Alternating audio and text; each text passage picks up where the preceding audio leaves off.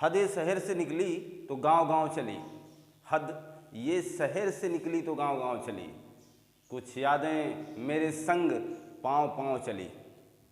सफ़र जब धूप का किया तो तजुर्बा हुआ, सफ़र जब धूप का किया तो तजुर्बा हुआ, वो ज़िंदगी ही क्या जो छाँव छाँव चली।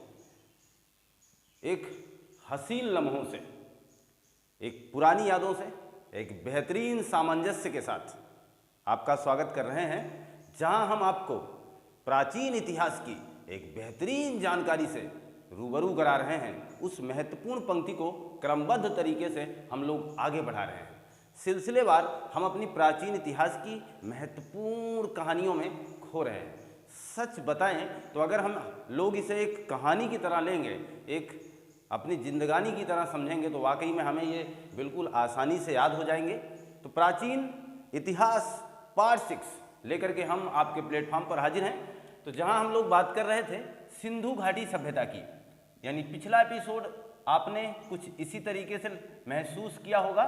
सिंधु घाटी सभ्यता, सभ्यता से तात्पर्य केवल इतना समझ लें कि हम जीवन की बात कर रहे हैं, हम इंडस वैली सिविलाइजेशन की बात कर रहे हैं। इंडस वैली सिविलाइजेशन, यहाँ तक मेरे हिसाब से आपको कोई समस्या नहीं है इस नामकरण से, क्योंकि इसके पहले वाला एपिसोड इस बारे में इसकी भूमिका बना चुका है। हम लोग इस भूमिका से जुड़ चुके हैं। हम अपने इतिहास के कोने में या उसके एक कोने से एक झरोखे के माध्यम से पूरा समागम लेना चाह रहे हैं।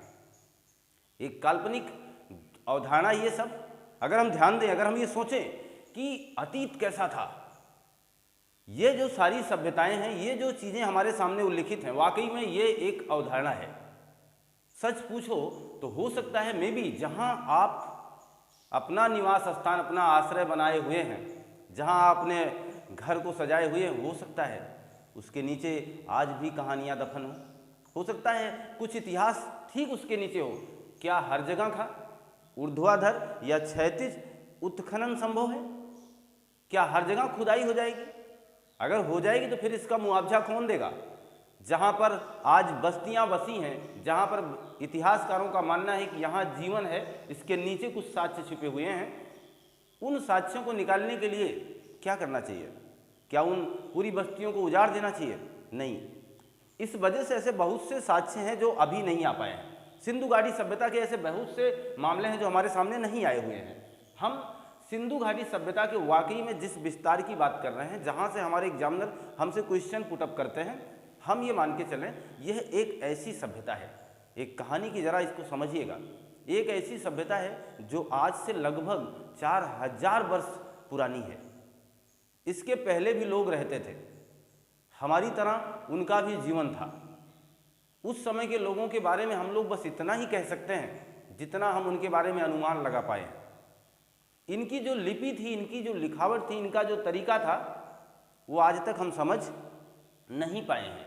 इसीलिए इस पूरी सिंधु घाटी सभ्यता को आदि ऐतिहास काल में रखा जाता है। अब आगे देखिएगा, सीरीज को आगे बढ़ाते हैं हम। जहां हम लोग इसकी विस्तार की बात कर रहे थे, भूमिका तो हम बना चुके हैं। जहां हम इसके विस्तार की बात करेंगे तो कुछ इस तरीके का इसका विस्तार बताया गया है और मैं उसको इस तरीके से इंगित भी कर दे रहा हूँ। यहाँ दैमाबाद है, ये पिछले एपिसोड में आप देख चुके हैं। यहाँ सुत कांगेडोर है, सुत कांगेडोर, यह भी पिछले एपिसोड में आपने सुन लिया है। यहाँ आलमगीरपुर है, आलमगीरपुर। अब आपको लग रहा होगा कि मैंने आपके लिंक को जोड़ दिया है। और यहाँ आपका है मांडा। ये जो जम्मू कश्मीर का एरिया, ये जो उत्तर प्रदेश का, ये जो महाराष्ट्र का, और ये सुत कांगेडोर जो कि बलूचिस्तान, तत्कालीन पाकिस्तान का महत्वपूर्ण अंग, महत्वपूर्ण हिस्सा है। यहाँ तक कि इस सिंधु घाटी सभ्यता का विस्तार माना गया, जिसकी चौड़ाई, ये वाली चौड़ाई यानी इस मामले को लगभग 1600 किलोमीटर के आसपास, और इस लंबाई को आप कह सकते हैं 1400 किलोमीटर के आसपास माना गया। और इसकी संरचना को एक त्रिभुजाकार संरचना माना गया है। ये बात आप ध्यान रखेंगे। जब भी कभी एग्जामिनर पूछेगा कि सिंधु घाटी सभ्यता का आकार कैसा है, तो आपका जवाब सदैव होना चाहिए कि यह त्रिभुजाकार है। इसके विस्तार की, इसकी पूरे सार की विस्तृत चर्चा ना हो आपके प्लेटफॉर्म पे तो कहिएगा। जुड़े रहिए बस लगन से, चीज़ें आपके सामने आसानी से प्रोवाइड होंगी और आराम से जान पाएंगे। ये हमारा एक घर है यार, ये हमारा एक सिलसिला था, हमारे पूर्वज थे कुछ इस तरीके से रह रहे थे, उन्होंने इस तरीके का विस्तार बना रखा था। जैसे आज आप हैं लखनऊ, दिल्ली, पता नहीं कहाँ कहाँ अपना पूरा ठिकाना बना रखे हैं, आपके नात रिश्तेदार पता नहीं कहाँ कहाँ है। हो सकता अब हो सकता क्या था ही नहीं, कोई साक्षी ही नहीं है। आज वैज्ञानिक युग बहुत आगे हो गया, लेकिन शायद कुछ चीज़ें यहाँ भी थी जो आपको अभी जाननी है। ध्यान दीजिएगा, हम बात करें इसी विस्तार को कुछ अलग तरीके से। जैसे इस तरीके का प्रश्न पूछा गया, एग्जामिनर साहब ने पूछा भी है, अफगानिस्तान, अफगानिस्तान, पाकिस्तान, पाक लिख दें काम चल जाएगा, और ये आपका भारत लिख दिया हमने। तो अफगानिस्तान, पाकिस्तान और भारत में इस सिंधु घाटी सभ्यता का विस्तार माना जाता है। जी हाँ, इस सिंधु घाटी सभ्यता का विस्तार माना जाता है। अभी जो विस्तार, अभी जो रूपरेखा हमने आपको दी है, वो रूपरेखा कुछ इस तरीके से है। सुत कांगेडोर जो कि दास्क नदी के किनारे है, आलमगीरपुर जो कि हिंडन नदी के किनारे है, दैमाबाद जो कि गोदावरी नदी के किनारे है, और मांडा जो कि रावी नदी के किनारे है, चिनाव नदी के किनारे है। इसका मतलब हो गया कि हम लोग इससे संबंधित महत्वपूर्ण प्रश्नों को जान चुके हैं। एग्जामिनर साहब हमसे मुखातिब होंगे कुछ इस तरीके से, वो कहेंगे, इतिहास के पन्नों को पलटेंगे, वो आपसे आपकी जानकारी से रूबरू होंगे, वो आपसे कहेंगे जरा बताना हमें सिंधु घाटी सभ्यता का सबसे उत्तरी बिंदु कौन था। आप कहेंगे सर मांडा। किस नदी के किनारे था, ये पूछा जाएगा। सिंधु घाटी सभ्यता का सबसे पूर्वी एरिया कौन था, सिंधु घाटी सभ्यता का सबसे पश्चिमी एरिया कौन था, इसके बारे में पूरी जानकारी हम लोग ले चुके हैं। अब हम बात कर रहे हैं अफगानिस्तान में कौन से वो स्थान हैं जिन्हें एग्जामिनर पूछ सकते हैं। एक है सुतगुई और एक है मुंडीगाक। ये दो महत्वपूर्ण स्थान हैं जो अफगानिस्तान से रिलेटिव हैं, जो हमारी सिंधु घाटी सभ्यता के परमाणु छुपाए बैठे हैं। क्लियर चल रहे हैं? जो हमारी सिंधु घाटी सभ्यता की कुछ यादें दबाए बैठे हैं अपने सीने में। सिंधु घाटी सभ्यता जो कि अफगानिस्तान को टच कर रही है, सिंधु घाटी सभ्यता जो अफगानिस्तान के चेहरे में अपना हिस्सा दिखा रही है कि मैंने अपना प्रमाण यहाँ छोड़ा है। हम लोग 4000 वर्ष पहले इस सिंधु घाटी सभ्यता के लोग इस जगह अपना जीवन यापन कर रहे थे। क्लियर है? पाकिस्तान की जो बात करें तो यहाँ आपका आ जाएगा बलूचिस्तान। अभी बात हुई थी बलूचिस्तान की, और ये सुत कांगेडोर जो कि बलूचिस्तान का ही हिस्सा है वहाँ पड़ेगा। तो बलूचिस्तान, बलूचिस्तान, और आपका हो जाएगा पंजाब, और आपका हो जाएगा सिंध। ये सारे बातें महत्वपूर्ण हैं, इन्हें याद रखिएगा। निम्नलिखित में से कौन सा हिस्सा ऐसा है जो पाकिस्तान की सीमा से आपको ये याद कराता है और पाकिस्तान के धरातल से आपको ये बताने का प्रयास करता है कि मैं सिंधु घाटी सभ्यता के प्रमाण से दबाया गया हूँ, मैं सिंधु घाटी सभ्यता के प्रमाण को अपने हृदय तल में छुपाया हुआ हूँ। तो ये वो स्थान है पाकिस्तान के, बलूचिस्तान, पंजाब और सिंध। क्लियर है? हम अपने भारत की तरफ आएंगे तो हम अपने भारत में जम्मू पाएंगे, जम्मू। हम अपने भारत में पंजाब मिलेगा हमें, हमारे भारत में हमें हरियाणा मिल जाएगा, हमारे भारत में हमें मध्य प्रदेश मिल जाएगा, हमारे भारत में हमें राजस्थान मिल जाएगा, हमारे भारत में हमें और क्या है इसके बाद, तो जम्मू, पंजाब, हरियाणा, मध्य प्रदेश, राजस्थान, और एक महत्वपूर्ण जहां हम लोग हैं वो आपका उत्तर प्रदेश। तो जम्मू, पंजाब, हरियाणा, मध्य प्रदेश, राजस्थान, उत्तर प्रदेश, इतने हिस्से गवाह किसके हैं? सिंधु घाटी सभ्यता के। ये गवाही किसकी देते हैं? सिंधु घाटी सभ्यता की। ये प्रमाण किसके देते हैं? तो सिंधु घाटी सभ्यता के। ये बताते हैं हमसे कि हमारा पूर्वज आज के 4000 वर्ष पहले यहाँ इस वीरान वादियों में किस तरीके से अपने जीवन को गुनगुनाया हुआ है, किस तरीके से उसने अपने जीवन को चलाया हुआ है। जी हाँ, ऐसे महत्वपूर्ण प्रमाण के साथ हम मुखातिब है आज के कंटेंट में। ये जो कंटेंट चल रहा है, मुझे विश्वास है कि सिंधु घाटी सभ्यता यानी इंडस वैली सिविलाइजेशन आपको बहुत कुछ बताने के लिए आगे आ रही है। ये उस समय के जीवन को आपको दिखाएगी, उस समय के जीवन का आईना प्रस्तुत करेगी, जहां हम कभी कभार अपने आप में ये सोच लेते हैं कि सबसे अच्छा जीवन तो हमारे ही पास है, हमारे ही पास ये समकोण पर काटने वाली सड़कें हैं, हमारे ही पास हर तरफ सड़कें हैं, हमारे ही पास खिड़कियां हैं, हमारे ही पास दरवाजे हैं।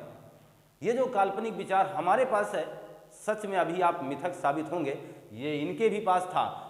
आज के 4000 वर्ष पहले इन्होंने भी हमारी तरीके से कुछ शहरी जीवन जिया है, इन्होंने नगरीय जीवन जिया है।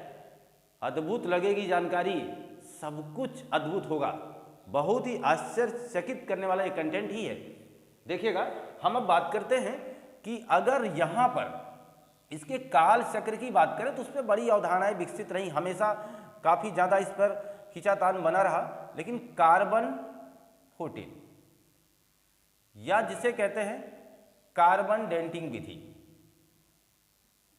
कार्बन विधि या कार्बन डेंटिंग विधि, इस विधि से जो मामला प्रकाशित हुआ है सिंधु घाटी सभ्यता के कालचक्र को लेकर के, सिंधु घाटी सभ्यता के स्पेशल पीरियड को लेकर के, जो बात हमेशा छिड़ी रही, एनसीईआरटी पैटर्न पर जो पुस्तकों ने छाप रखा है वहाँ की मैं बात करूँ तो कार्बन ये जो विधि है इसके माध्यम से 2400 ईसा पूर्व से लगा करके 1700 ईसा पूर्व तक इस बात की जानकारी मिलती है।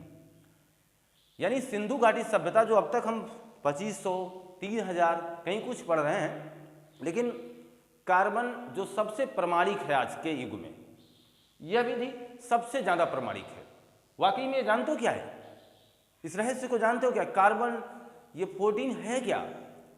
इसका मतलब होता है ना कि नाइट्रोजन का जो, जब सूर्य का प्रकाश पड़ता है नाइट्रोजन पर तो वो एक अभिक्रिया करके कार्बन 14 बना देता है, जिसे हम एक रेडियोधर्मी पदार्थ कहते हैं।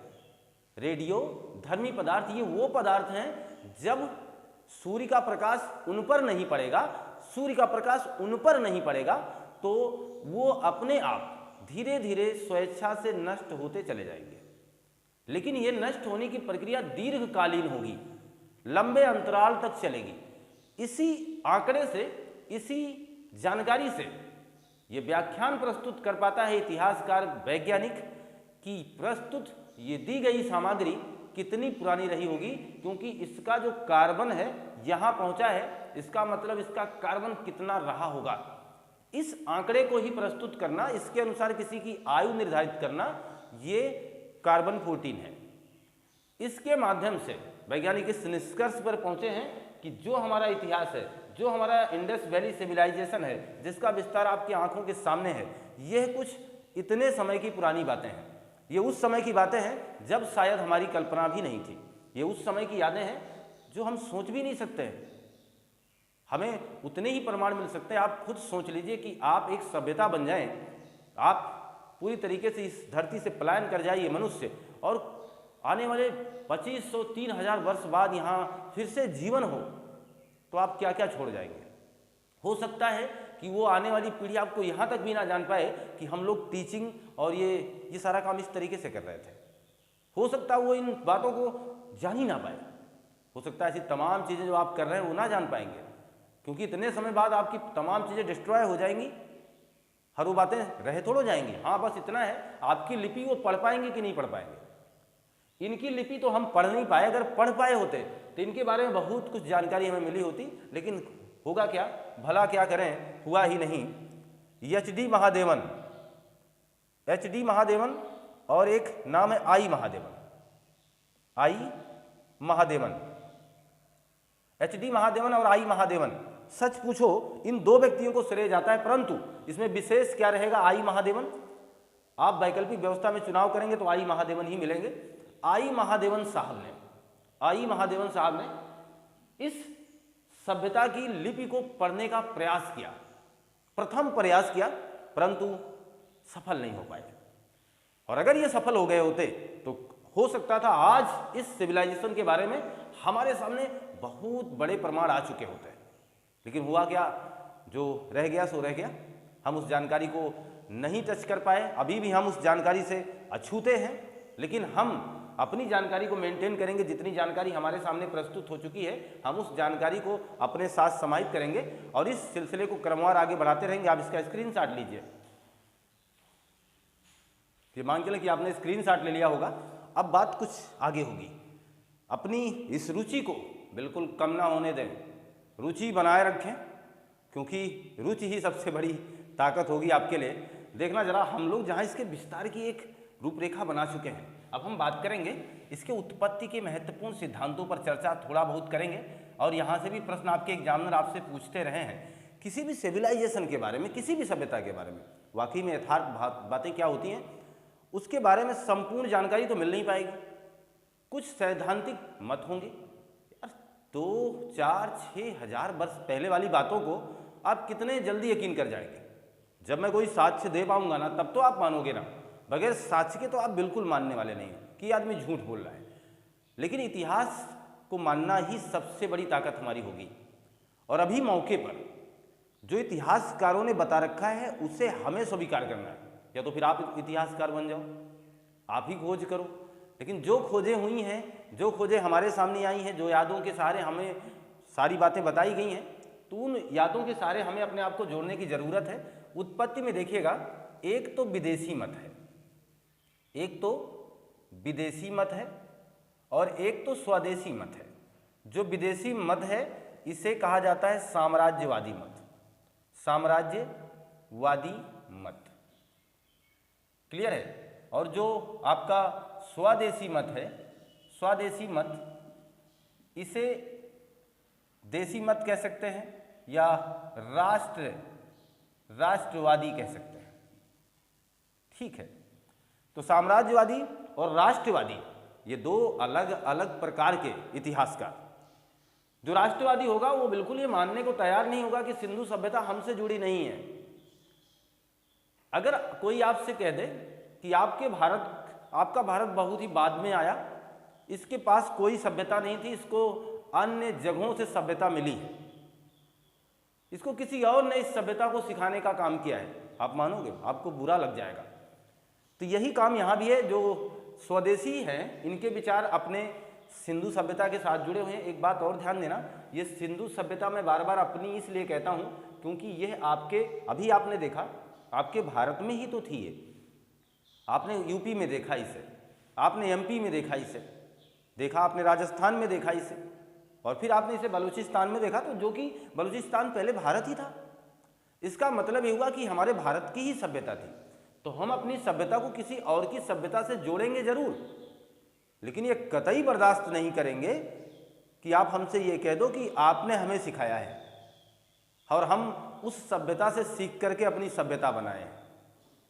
ये बात की बात है कि हमने अमेरिका से पिज्ज़ा और बर्गर मंगाए हैं, लेकिन ये बात बिल्कुल नहीं मानेंगे कि अमेरिका ने हमें सिखाया है। हो सकता है कि हमारी लेन देन प्रणाली रही हो कि हम आपसे जुड़े रहे, लेकिन आप ये हमसे कह नहीं सकते। और हम ये विश्वास बिल्कुल नहीं करने वाले हैं कि हमारे इंडिया का सिविलाइजेशन अमेरिका के सिविलाइजेशन से पीछे। हाँ, हम आर्थिक दृष्टिकोण से पीछे हो सकते हैं और हैं भी, लेकिन हम ऐसे नहीं है। सभ्यताओं के मामले में, सिविलाइजेशन के मामले में और कल्चर के मामले में हम कहीं ज़्यादा आगे हैं। यहाँ ध्यान दीजिए, तो हम विदेशी मत और स्वदेशी मतों पर यही बात बनाएंगे कि सिंधु घाटी सभ्यता को विदेशी मत वाले, जैसे एक मार्शल साहब का नाम लिखेंगे, कुछ नाम आपको याद करने पड़ेंगे। देखिए इतिहास है तो कुछ जानकारी आपको अपने साथ समाहित इसी तरीके से करनी पड़ेगी। व्हीलर साहब हैं और एक हैं गार्डन चाइल्ड, और उससे कहीं ज़्यादा जरूरी ये था HD सकालिया साहब का। सकालिया, ये जो साहब हैं इनका एक विचार है, यानी ये जो हमने लिख रखे हैं 4 नाम, ये महत्वपूर्ण है। महत्वपूर्ण किस मत से हैं कि सिंधु सभ्यता के बारे में विदेशी मत, विदेशी अवधारणा या साम्राज्यवादी अवधारणा प्रस्तुत करने वाले ये महत्वपूर्ण लोग अपना ये श्रेय हासिल कर चुके हैं। इनका मानना ध्यान से सुनिएगा, अब मजा आएगा आपको। इनका मानना है कि हमारी सिंधु घाटी सभ्यता, हमारी सैंधो सभ्यता ये दुनिया के दूसरे कोने से आई है। अब मजा आएगा। दूसरे कोने का मतलब क्या उस समय और भी सभ्यताएं थी?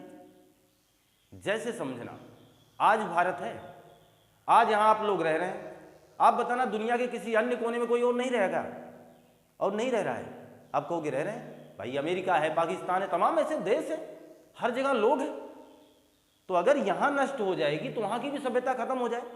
आगामी बहुत से समय बाद अगर कोई यहां फिर से जीवन यापन होगा तो यहां का चेक होगा, वहां का चेक होगा, और इस हिसाब से पता लगाया जाएगा कि कौन सी सभ्यता कितनी पुरानी है और उस समय कितनी सभ्यताएं जीवन यापन कर रही थी, किसका मैच कर रहा है, किसका मैच नहीं कर रहा है, कौन गाने आज गा रहा है, कौन गाने तब नहीं गा रहा था, किसके यहाँ कौन सी व्यवस्था थी। अमेरिका की सड़कों को देख करके ये बताया जाएगा कि यहाँ उच्चीकृत सड़कें थी।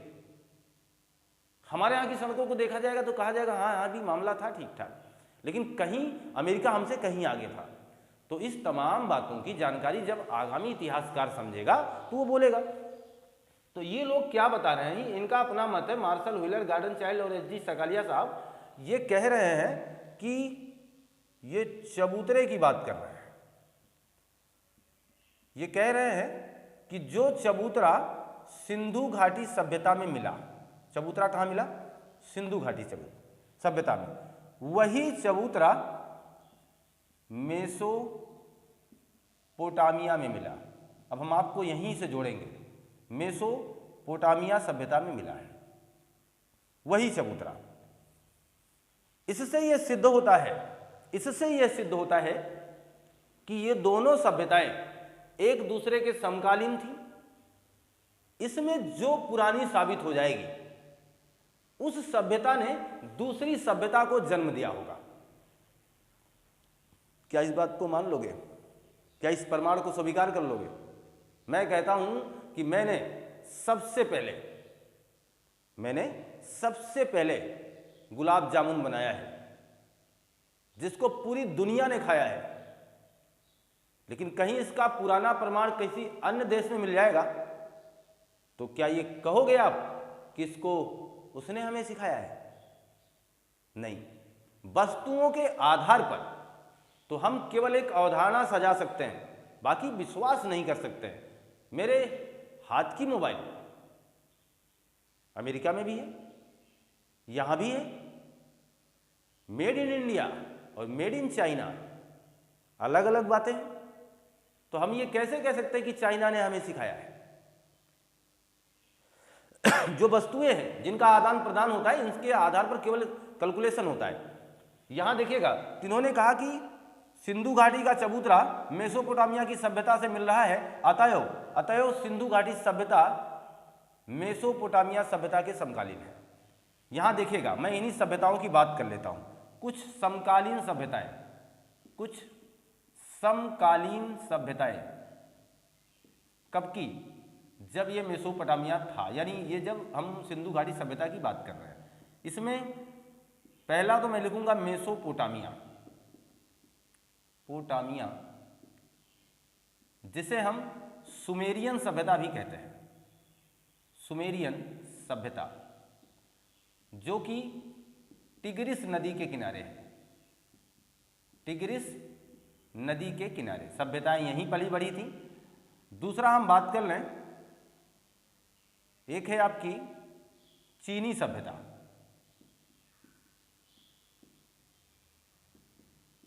जो कि बसी कहां, ह्वांगहो नदी के किनारे। एक है मिस्र की सभ्यता, जो कि बसी कहां, नील नदी के किनारे। एक तो आपके सामने चल रही है सिंधु सभ्यता, जो कि बसी कहां, तो सिंधु नदी के किनारे। अन्य तमाम नदियों के बारे में जान चुके हैं, इसका विस्तार काफी रहा है। उस समय की ये सब समकालीन सभ्यताएं हैं। ये माना जाता है कि लगभग आसपास ये सारी सभ्यताएं थी। इसमें अगर सबसे बड़ी सभ्यता की बात की जाए, सबसे उच्चीकृत सभ्यता की बात की जाए, सबसे आगे की सभ्यता की बात की जाए, तो ये बात बताना हमेशा सिंधु की। ये सबसे उच्चीकृत है, सबसे उच्चीकृत यानी आप कह सकते हैं विकसित, और सबसे बड़ी है। ये सबसे बड़ी सभ्यता है। जो सभ्यता हमारी है, जिस सभ्यता से हम जुड़े हैं, वाकई में इसके प्रमाण है। ये सबसे बड़ी सभ्यता, इसका एरिया आपने देख ही लिया है, सबसे बड़ी सभ्यता थी ये। लेकिन सबसे प्राचीन सभ्यता की बात आए तब ये नहीं है, यही अद्भुत है। और सबसे प्राचीन सभ्यता की बात आएगी अगर, तो सबसे प्राचीन सभ्यता आप किसे बताएंगे? मेसोपोटामिया यानी सुमेरियन की सभ्यता सबसे प्राचीन है। इसी मामले से, इसी दृष्टिकोण से इन विदेशी साम्राज्यवादी मत अवधारणा रखने वाले जो भी इतिहासकार रहे, इनका मानना है कि सबसे पहले मेसोपोटामिया सभ्यता थी।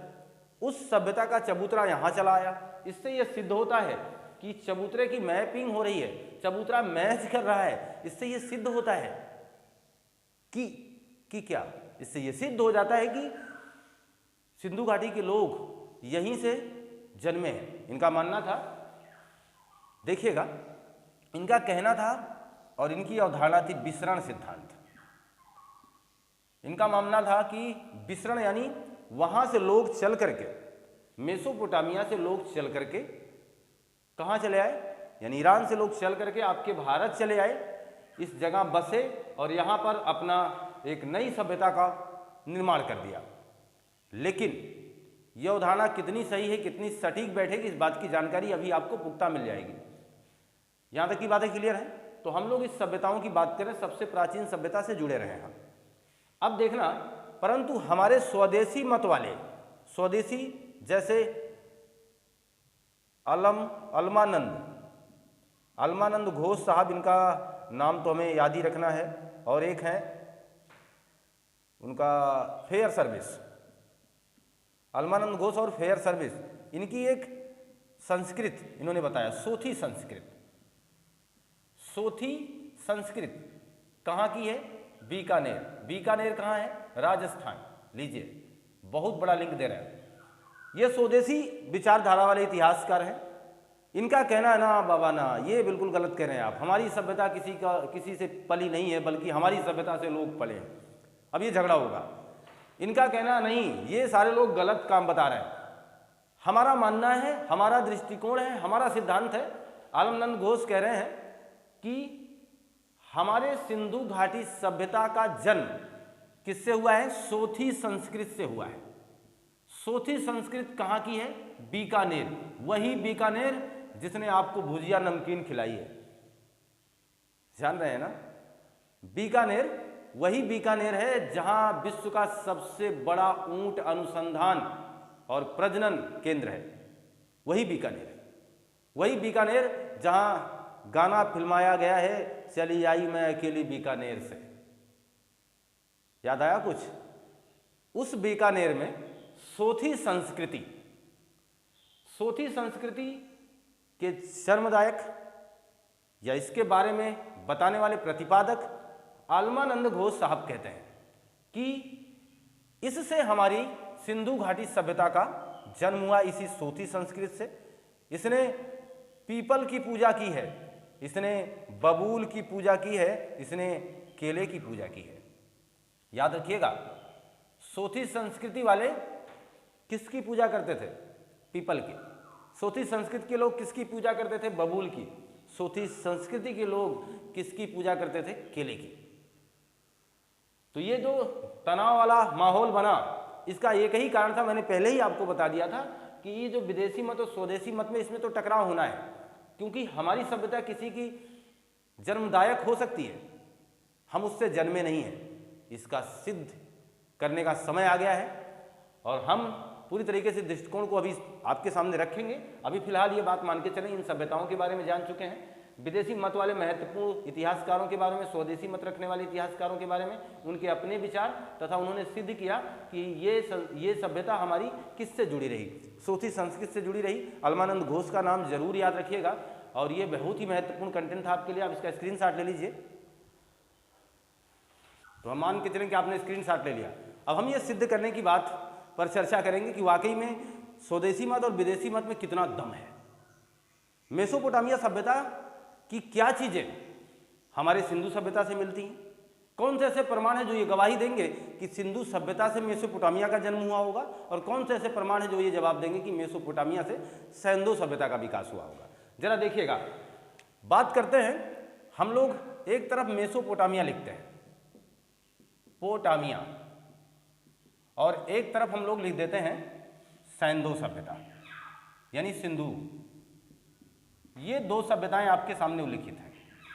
इनके बीच में टकराव है, इनके बीच में एक माहौल सा बना हुआ कि कौन सा आगे जाएगा, कि कौन किसका जन्मदायक माना जाएगा। जी हाँ, ये हमारे भारत की सभ्यता है, ये हमारे विदेश की सभ्यता, जिसे हम सुमेरियन सभ्यता, सबसे प्राचीन सभ्यता कह रहे हैं, इस बात की बात करेंगे। अब ध्यान दीजिएगा, जो सैंधो सभ्यता है, सैंधो सभ्यता है, इसमें भी लिपि मिली। लिपि यहाँ थी परंतु ये चित्रात्मक थी। लिपि कैसी है? चित्रात्मक है। समानता की बात कर रहा हूँ, यहाँ भी लिपि है परंतु कीलाक्षर है। कीलाक्षर का मतलब कुछ इस तरीके से कील वगैरह या निशान वगैरह बनाए गए हैं। यहाँ चित्रात्मक यानी भावात्मक लिपियाँ हैं जिन्हें पढ़ी नहीं जा सके, न यही पढ़े जा सके न वही पढ़े जा सके। हकीकत ये रहा कि इसके तो कुछ पढ़े भी गए हैं, कुछ बातों को जानकारी मिल भी गई मेसोपोटामिया के, लेकिन इसे बिल्कुल पढ़ा नहीं जा सका है। आगे ध्यान दीजिए, अगर हम बात करें तो यहाँ मंदिर नहीं थे, मंदिर नहीं थे, यहाँ पर मंदिर के साक्ष्य मिले। जहाँ मंदिर के साक्ष्य मिलेंगे वहाँ पुरोहितों का शासन होगा, कोई डाउट नहीं है। पुरोहितों का शासन था, यहाँ पुरोहितों का शासन नहीं था। ये सब आपके एग्जाम में पूछे गए प्रश्न हैं। पुरोहित का शासन नहीं था, जब मंदिर नहीं थे तो पुरोहित का शासन नहीं था। ये मातृसत्तात्मक था, मातृसत्तात्मक, ये मातृसत्तात्मक था, जबकि यह पितृसत्तात्मक कह सकते हैं, पितृसत्तात्मक था। यहाँ के लोग जैसे आज हम लोग, वो कितना सच है कितना उस बात में दम है वो रब जाने भगवान जाने। ध्यान देना, जैसे आज हम लोग कहते हैं माँ दुर्गा की पूजा करते हैं, माँ काली की पूजा करते हैं, माँ लक्ष्मी की पूजा करते हैं, माँ सरस्वती की पूजा करते हैं, तमाम देवियों की पूजा करते हैं, लेकिन महिलाओं को कितना मानते हैं, महिलाओं को कितना स्थान मिला है, महिलाओं को कितना हक और अधिकार मिला है, वो तो आपके आगे पूरा बना हुआ है, कुछ छुपा नहीं है। ठीक वही कंडीशन यहाँ रहा होगा कि ये लोग मातृसत्तात्मक थे, यानी यहाँ महिलाओं का शासन रहा होगा। महिलाओं की थोड़ी सी विचारधारा ऊपर रही होगी, पर कितनी रही वो इतिहास के पन्नों में दफन हो गई। लेकिन हमें जो मिला है वो हमें जानना है। ये मातृसत्तात्मक, यहाँ मातृदेवी की मूर्तियाँ मिली हैं, तो इनके आधार पर ये माना जाता है कि यहाँ पर महिलाओं का एक बोलबाला था। महिलाएं अपने हिसाब से पूरे समाज को संचालित कर रही थी, उनका क्रियाकलाप उनके अनुसार चल रहा था। और यहाँ वाला जो मामला था, यहाँ मंदिर मिले, पुरोहितों का शासन था, पितृसत्तात्मक था, कोई डाउट यहाँ नहीं है आपको। अभी मैं उस जगह पहुँचा नहीं, मैंने दोनों में बहुत ही बारीक अंतर बताने का आपको प्रयास किया है। देखिएगा, इन्होंने भी मिट्टी के बर्तन का प्रयोग किया, मिट्टी का बर्तन, इन्होंने भी मिट्टी का बर्तन प्रयोग किया। लीजिए, मिट्टी का बर्तन इन्होंने प्रयोग किया। इन्होंने भी बैल की मुहरें प्रयोग की। बैल की मुहरें का मतलब ऐसे मुहर जिस पर बैल के चित्र थे, और यहाँ भी ऐसा नहीं कि बैल को मुहर के रूप में दिया जाता था, बैल की मुहरें यहाँ भी थी, यानी वो मुहरें जिस पर बैल का अंकन था, इन्होंने उसका प्रयोग किया। और इन्होंने भी बैल की मुहरों का प्रयोग किया। यहाँ देखिए, अब मजा आएगा। अब यहीं से सिद्ध होगा कि कौन किसको जन्म दे सकता है। ये नगरीय थी और उच्च नगर प्रणाली थी, उच्च नगर प्रणाली, यानी यहाँ पर एकदम शहरी व्यवस्था थी, जबकि ये वाला अर्धनगरीय था, अर्ध नगरीय था। यहाँ पर देखिएगा, इस जगह सैंधो सभ्यता में समकोण पर काटने वाली सड़कें थीं, समकोण पर काटने वाली सड़कें जैसे आज हैं।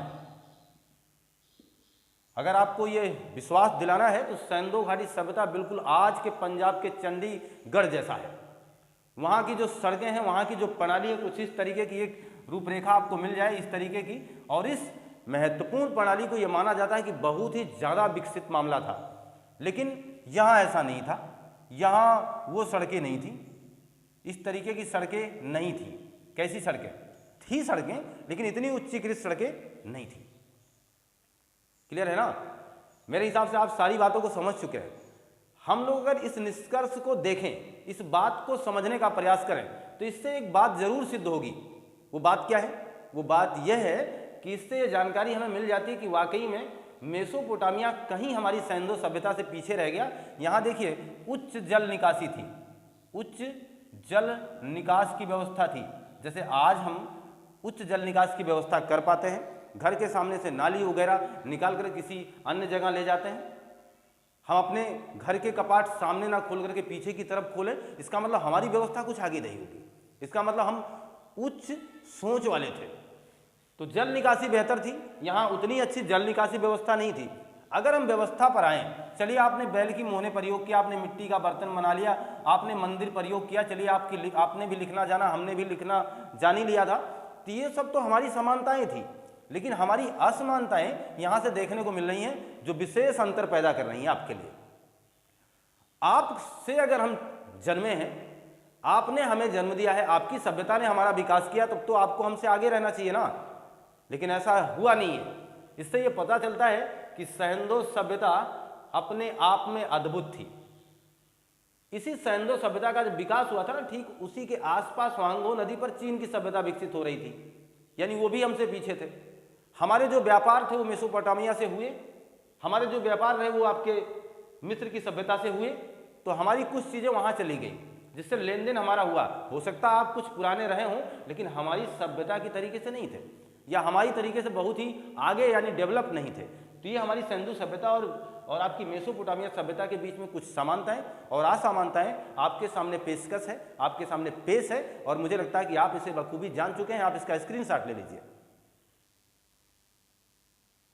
तो हम ये मान के चलें कि आपको ये कंटेंट बिल्कुल अच्छा लगा होगा। अभी हम एक निराकरण बना रहे हैं, हम इस पर्याय को छोड़ेंगे नहीं, इसको हद तक ले जाएंगे। आप ध्यान दीजिएगा, इसके ठीक अगले एपिसोड में आप क्या देखेंगे, जहां हम सेवन की बात करेंगे, वहां हम क्रम से इस सभ्यता के, सैंधो सभ्यता के महत्वपूर्ण स्थलों की बात करेंगे और उस स्थल से क्या क्या मिले हैं इसकी जानकारी हासिल करेंगे। हम हड़प्पा की बात करेंगे कि 1921 में दयाराम साहनी जी ने जिसकी खोज की। हम उसी हड़प्पा की पहली बात करेंगे जो सिंधु घाटी सभ्यता का पहला स्थल है। इसीलिए सिंधु घाटी सभ्यता को आपने बार बार देखा होगा, हड़प्पा सभ्यता लिखा होता है, क्योंकि वह उसका पहला स्थल है जिसे दयाराम साहनी ने खोजा। इसके बाद मोहनजोदड़ो की बात करेंगे, जिसकी मूवी आपने देखा। इसके बाद लोथल की बात होगी, कालीबंगा की बात होगी, ऐसे धौलागिरा की बात होगी। ऐसे महत्वपूर्ण 5 से 6 7 स्थलों की आपके सामने बात होगी, और उसके बारे में, उसके महत्वपूर्ण खोजों के बारे में, वहां से मिले हुए महत्वपूर्ण प्रमाण के बारे में सच प्रस्तुत किया जाएगा। बने रहिएगा हमारे साथ और इंतजार करिए आगे आने वाले एपिसोड का। और मुझे विश्वास है कि ये कंटेंट आपको अच्छा लग चुका होगा। अगर ये कंटेंट आपको अच्छा लगा, लाइक शेयर सब्सक्राइब करना मत भूलिएगा। पढ़ते रहिएगा, मस्त रहिए, खुशहाल रहिए, हंसते रहिए, स्वस्थ रहिए। मिलते हैं हम आपसे नए कंटेंट में। आपका दिन शुभ हो। आपको बहुत बहुत धन्यवाद।